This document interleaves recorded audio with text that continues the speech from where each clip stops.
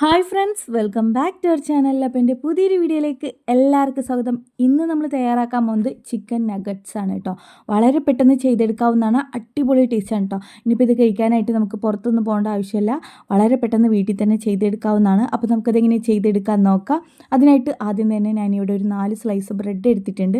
അപ്പോൾ നിങ്ങൾ എത്രയാണോ ചിക്കൻ എടുക്കുന്നത് അതിനനുസരിച്ചിട്ട് വേണം കേട്ടോ ബ്രെഡിൻ്റെ അളവൊക്കെ എടുക്കാനായിട്ട്. ഇനിയിപ്പോൾ ഇതാ ബ്രെഡിൻ്റെ 4 സൈഡുള്ള ആ ബ്രൗൺ കളർ അങ്ങോട്ട് കട്ട് ചെയ്ത് മാറ്റാം. ഇത് നമുക്ക് ആവശ്യമുണ്ട് കേട്ടോ. ഇത് നമ്മൾ മിക്സിയിലിട്ടിട്ട് നല്ലപോലെ അങ്ങോട്ട് പൊടിച്ചെടുക്കും ഇതിൻ്റെ കോട്ടിങ്ങിന് വേണ്ടിയിട്ട്. അപ്പോൾ ഇത് കളയരുത് കേട്ടോ. അപ്പോൾ ഇതാ ഞാൻ ബ്രെഡിൻ്റെ 4 സൈഡുള്ള ബ്രൗൺ കളറും കട്ട് ചെയ്ത് മാറ്റിയ ശേഷം ഇതുപോലെ 4ആയിട്ടൊന്ന് കട്ട് ചെയ്ത് എടുക്കുന്നുണ്ട് കേട്ടോ. ഇനി കട്ട് ചെയ്ത് വെച്ചിട്ടുള്ള ബ്രെഡ് മൊത്തം മിക്സിയുടെ ജാറിലേക്ക് ഇട്ട് കൊടുക്കുന്നുണ്ട്. ആ ഒരു ബ്രൗൺ കളറിലുള്ളത് നമ്മളിപ്പോൾ ചേർത്ത് കൊടുക്കുന്നില്ല കേട്ടോ, അത് മാറ്റി വെച്ചിരിക്കുകയാണ്. പിന്നെ ഇതിൻ്റെ കൂടെ തന്നെ 3 അല്ലി വെളുത്തുള്ളിയും ചെറിയൊരു കഷ്ണം ഇഞ്ചിയും തൊലി കളഞ്ഞ് ചേർത്ത് കൊടുത്തിട്ട് ഇതുപോലെ ഒന്ന് ആദ്യം ക്രഷ് ചെയ്തെടുക്കുക. ഇനി ഇതിലേക്ക് ചിക്കൻ ചേർത്ത് കൊടുക്കുക കേട്ടോ. ചിക്കൻ ബോൺലെസ് ചിക്കൻ പീസുകളായിരിക്കണം. നന്നായി കഴുകി വൃത്തിയാക്കിയിട്ട് അത്യാവശ്യം കുറച്ച് ചെറിയ പീസായിട്ട് വേണം കേട്ടോ ഇതിലേക്ക് ചേർത്ത് കൊടുക്കാനായിട്ട്. അപ്പോൾ ഈ ക്രഷ് ചെയ്ത് വെച്ചിട്ടുള്ള ബ്രെഡിലേക്ക് നമ്മൾ കഴുകി വൃത്തിയാക്കി ഒട്ടും വെള്ളമില്ലാതെ ചിക്കൻ പീസുകൾ ഇതിലേക്ക് ചേർത്ത് കൊടുക്കുക. ഇനി ഇതിലേക്ക് പാകത്തിനുള്ള ഉപ്പിട്ട് കൊടുക്കുക. 1 ടേബിൾ സ്പൂൺ അളവിൽ കുരുമുളക് പൊടി ചേർത്ത് കൊടുക്കുക. 1 ടീസ്പൂൺ മുളക് പൊടിയും 1 ടീസ്പൂൺ അളവിൽ സോയാ സോസും കൂടെ ചേർത്ത് കൊടുത്തിട്ട് ഇത് വീണ്ടും നല്ലപോലെ ഒന്ന് കറക്കിയെടുക്കാം. നിർത്തിയിട്ട് വേണം കറക്കിയെടുക്കാനായിട്ട്, ഒരുപാട് പേസ്റ്റ് പോലെ അരച്ചെടുക്കരുത്. ഇതുപോലത്തെ പരുവത്തിൽ വേണം കേട്ടോ നമുക്ക് ചിക്കൻ അടിച്ചെടുക്കാനായിട്ട്.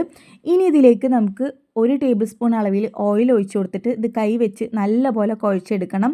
ഇതുപോലെ ഓയിലാക്കി കൊടുത്തിട്ട് കുഴച്ചെടുത്താലാണ് നന്നായിട്ട് സോഫ്റ്റായിട്ട് കിട്ടുള്ളൂ. അപ്പോൾ ഞാനിപ്പോൾ ഒരു ടേബിൾ സ്പൂൺ ഓയിൽ ചേർത്തിട്ടാണ് ഇപ്പോൾ ഇത് കുഴച്ചെടുക്കുന്നത്. നല്ലപോലെ കൈവച്ച് കുഴച്ചെടുത്ത് കഴിഞ്ഞാൽ നമ്മൾ ചപ്പാത്തി മാവൊക്കെ എങ്ങനെയാണ് സോഫ്റ്റായി കിട്ടുക ആ ഒരു രൂപത്തിലാണ് കേട്ടോ കിട്ടുക.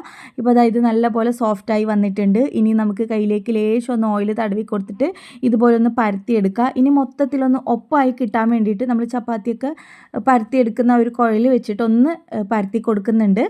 ഒരുപാട് തിന്നാവാതെ ലേശം ഒരു കട്ടിക്ക് വേണം കേട്ടോ അത് പരത്തിയെടുക്കാനായിട്ട്. ഇതുപോലെ അങ്ങോട്ട് പരത്തി വന്നു കഴിഞ്ഞാൽ പിന്നെ നമുക്ക് ഈ സൈഡ് ഭാഗമൊക്കെ ഒന്ന് കട്ട് ചെയ്ത് മാറ്റാം. ഒരു സ്ക്വയർ ഷേപ്പ് ആക്കി എടുക്കുക. എന്നിട്ട് അത് വീണ്ടും ചെറിയ പീസാക്കിയിട്ട് കട്ട് ചെയ്തെടുക്കുക കേട്ടോ. അപ്പോൾ ഞാനിതൊരു സ്ക്വയർ ഷേപ്പ് കിട്ടാൻ വേണ്ടിയിട്ട് ഇതിൻ്റെ 4 സൈഡും ഒന്ന് കട്ട് ചെയ്ത് മാറ്റുന്നുണ്ട്. ഈ കട്ട് ചെയ്ത് മാറ്റുന്നത് വീണ്ടും നമ്മൾ നല്ലപോലെ കുഴച്ചെടുത്തിട്ട് ഇതേപോലെ കട്ട് ചെയ്തെടുക്കും കേട്ടോ. നിങ്ങൾക്ക് ഇഷ്ടമുള്ള ഷേപ്പിൽ കട്ട് ചെയ്തെടുക്കുക. ഇതേ രീതിയിൽ കട്ട് ചെയ്തെടുക്കണം എന്നൊന്നുമില്ല. ഞാൻ വീഡിയോയിൽ കാണാൻ വേണ്ടിയിട്ട് നല്ലൊരു ഭംഗിക്ക് വേണ്ടിയിട്ടാണ് കേട്ടോ കറക്റ്റ് ഇങ്ങനെ സ്ക്വയർ ഷേപ്പ് ആക്കിയിട്ട് കട്ട് ചെയ്തെടുക്കുന്നത്. അപ്പോൾ ഈ കട്ട് ചെയ്തെടുക്കുന്ന സമയത്ത് നമ്മൾ ഈ ഒരു കത്തിയിൽ ലേശം ഒന്ന് ഓയിലാക്കി കൊടുക്കാം കേട്ടോ. എന്നാലാണ് നമുക്കത് നല്ല വൃത്തിയിൽ കട്ട് ചെയ്തെടുക്കാൻ വേണ്ടി പറ്റുള്ളൂ. അപ്പോൾ ഞാനിത് ചെറിയ പീസാക്കിയിട്ട് കട്ട് ചെയ്തെടുക്കുന്നുണ്ട്. ഇങ്ങനെ ഇതുപോലെ നീളത്തിൽ വരയിട്ട് കൊടുത്തിട്ട് അപ്പോൾ നിങ്ങൾക്ക് എത്രയാണോ വലുപ്പം വേണ്ടത് നോക്കിയിട്ട് അതിനുള്ള പാകത്തിന് കട്ട് ചെയ്തെടുക്കാം കേട്ടോ. ഇതാ കണ്ടില്ലേ, ഇതുപോലെ നമുക്ക് സിമ്പിളായിട്ട് എടുക്കാൻ വേണ്ടി പറ്റും. നന്നായിട്ട് കൈവച്ച് കുഴച്ച് സോഫ്റ്റാക്കി എടുത്തു കഴിഞ്ഞാൽ ഇതുപോലെ നല്ല പെർഫെക്റ്റ് ആയിട്ട് കിട്ടും കേട്ടോ. ഇതുപോലെ ഒരു പാത്രത്തിലേക്ക് ഞാൻ 1 കപ്പ് അളവിൽ കോൺഫ്ലവർ പൊടി എടുത്തിട്ടുണ്ട്. അതിലേക്ക് ലേശം വെള്ളം ഒഴിച്ച് കൊടുത്തിട്ട് കട്ടകളും തരികളൊന്നും ഇല്ലാത്ത രീതിയിൽ നന്നായിട്ട് തന്നെ കലക്കി എടുക്കുന്നുണ്ട്. ഒരുപാട് ലൂസ് ആവരുത്, എന്നാൽ ഒരുപാട് തിക്കും ആവാത്ത രീതിയിൽ വേണം കേട്ടോ കലക്കി എടുക്കാനായിട്ട്. ഒരു കോൺഫ്ലവർ പൊടിക്ക് പകരമായിട്ട് നിങ്ങൾക്ക് കോഴിമുട്ട വേണമെങ്കിൽ കോഴിമുട്ട എടുക്കാവുന്നതാണ്. ഈ കോഴിമുട്ടയൊക്കെ മതിയാവും. കോഴിമുട്ടയിലേക്ക് ലേശം പാലും കൂടെ ചേർത്തിട്ട് വേണം കേട്ടോ മിക്സ് ചെയ്തെടുക്കാനായിട്ട്. എനിക്ക് ഈ ഒരു കോൺഫ്ലവർ പൊടി കൊണ്ട് ഫ്രൈ ചെയ്തെടുത്ത സമയത്ത് ചൂടാറി കഴിഞ്ഞിട്ടും നല്ലപോലെ ക്രിസ്പി ആയിട്ടുണ്ടായിരുന്നു കേട്ടോ. കോഴിമുട്ടയിലാവുമ്പോൾ ആ ഒരു ചൂടൊന്ന് തണുത്ത് കഴിഞ്ഞാൽ ഒരു ക്രിസ്പിനെസ് കുറഞ്ഞു വരുന്ന പോലെ തോന്നിയിട്ടുണ്ടായിരുന്നു. അപ്പോൾ നിങ്ങൾക്ക് ഏത് രീതിയാണോ ഇഷ്ടം ആ ഇഷ്ടത്തിന് ചെയ്യാവുന്നതാണ് കേട്ടോ. നമ്മൾ കോൺഫ്ലവർ പൊടിയും കലക്കി എടുത്തിട്ടുണ്ട്. പിന്നെ അതുപോലെ ബ്രെഡും പൊടിച്ചെടുത്തിട്ടുണ്ട് കേട്ടോ. ഈ കട്ട് ചെയ്ത് വെച്ചിട്ടുള്ള ഓരോന്നും കലക്കി വെച്ച കോൺഫ്ലവറിലേക്ക് മുക്കിയെടുത്തിട്ട് ബ്രെഡ് പൊടി കോട്ട് ചെയ്തെടുക്കുക. ഇങ്ങനെ ഞാൻ 2 പ്രാവശ്യം ചെയ്തെടുക്കുന്നുണ്ട് കേട്ടോ. കോഴിമുട്ടയിലാവുമ്പോൾ ഒറ്റ പ്രാവശ്യം ചെയ്തെടുത്താൽ മതി. കോൺഫ്ലവർ പൊടിയിൽ കലക്കിയതായതുകൊണ്ട് ഞാനിവിടെ 2 പ്രാവശ്യമായിട്ട് ചെയ്തെടുക്കുന്നുണ്ട് കേട്ടോ. അപ്പോൾ നമ്മൾ ബ്രെഡ് ഒന്ന് കോട്ട് ചെയ്തെടുത്തിട്ടുണ്ട്. ഇനി വീണ്ടും കലക്കിയ കോൺഫ്ലവറിൽ മുക്കിയെടുത്തിട്ട് വീണ്ടും ബ്രെഡ് പൊടിയിലേക്ക് തന്നെ ഇട്ട് കൊടുത്തിട്ട് ബ്രെഡ് പൊടി നല്ലപോലെ കോട്ട് ചെയ്തെടുക്കുന്നുണ്ട്. ഇത് നമുക്ക് ഫ്രിഡ്ജിൽ ഫ്രീസറിൽ സൂക്ഷിച്ച് വെക്കാവുന്നതാണ് കേട്ടോ. നമുക്ക് ഈ നോമ്പ് സമയത്തൊക്കെ 1 മാസത്തോളം നമുക്കിത് ഉപയോഗിക്കാവുന്നതാണ് കേട്ടോ ഇതുപോലെ ചെയ്ത് വെച്ച് കഴിഞ്ഞാൽ.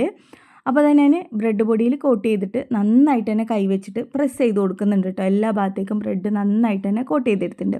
അതുപോലെ തന്നെ ഞാനിവിടെ എല്ലാതും ആക്കിയെടുത്തിട്ടുണ്ട്. ഇനി ഇത് നമുക്ക് ഫ്രൈ ചെയ്തെടുക്കാം. എണ്ണ നന്നായിട്ട് ചൂടായിട്ടുണ്ടാവണം. ചൂടായ എണ്ണയിലേക്ക് ഓരോന്ന് ഇട്ട് കൊടുക്കുക. മീഡിയം ഫ്ലെയിമിട്ടിട്ട് വേണം കേട്ടോ ഫ്രൈ ചെയ്തെടുക്കാനായിട്ട്. അതിൻ്റെ ഉള്ളൊക്കെ നല്ലപോലെ വെന്ത് വരാനായിട്ടാണ്. തിരിച്ചും മറിച്ചൊക്കെ ഇട്ട് കൊടുക്കുക. നല്ലൊരു ബ്രൗൺ കളറായി വരുമ്പോൾ നമുക്കിത് എടുത്ത് മാറ്റാവുന്നതാണ്. നമ്മളിത് ചുട്ടെടുക്കുന്ന സമയത്ത് തന്നെ നല്ലൊരു മണമാണ് കേട്ടോ.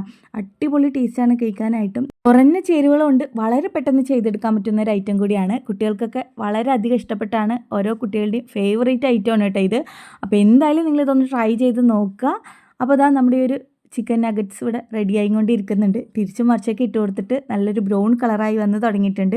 ഇനി ഇത് നമുക്ക് എണ്ണയിൽ നിന്ന് കോരി മാറ്റാം. ഒരുപാട് എണ്ണ കുടിക്കൊന്നുമില്ല. ചൂടാറിക്കഴിഞ്ഞാലും അതിൽ എണ്ണയൊന്നും ഉണ്ടാവില്ല കേട്ടോ. അതാ ഈ ഒരു ചിക്കൻ നഗറ്റ്സ് ഇവിടെ റെഡി ആയിട്ടുണ്ട്. ഇനി ഇത് എടുത്ത് മാറ്റാം.